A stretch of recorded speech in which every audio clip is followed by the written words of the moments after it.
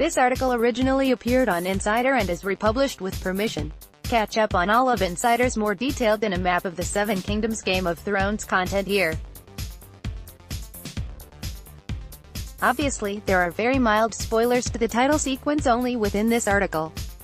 Read at your own risk. The first episode of HBO's Game of Thrones Season 8 opened on Sunday with a major surprise, a whole new title sequence.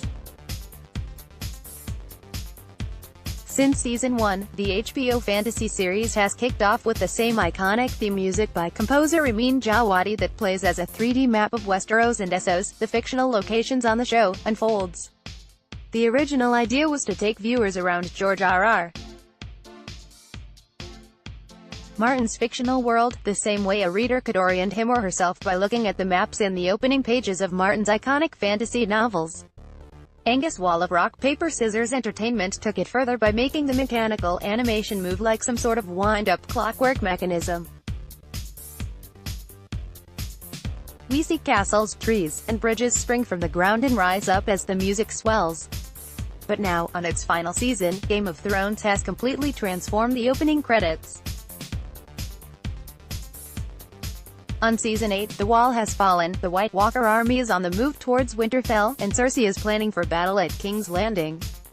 While we've seen those locations before in the title sequence, they now look totally different.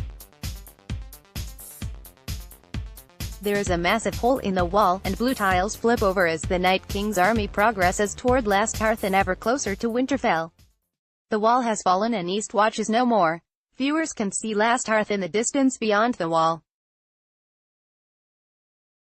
Credit HBO. Blue tiles track the Night King and his army's progression. Credit HBO. Last Hearth in the opening credits of Season 8. Credit HBO. For reference, this is how the Eastwatch title sequence used to look before it was taken down by the Night King's White Dragon on the Season 7 finale. RIP Eastwatch.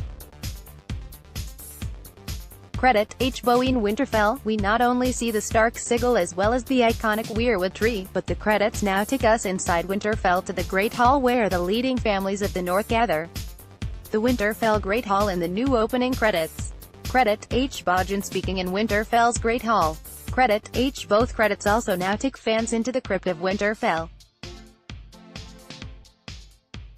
The Winterfell crypt in the new opening sequence. Credit HBO. Sansa Stark in the Winterfell crypt. Credit HBO. And then in King's Landing, we see the iconic throne room, the home of the Iron Throne that has been the fascination and ambition of our favorite characters for 8 seasons.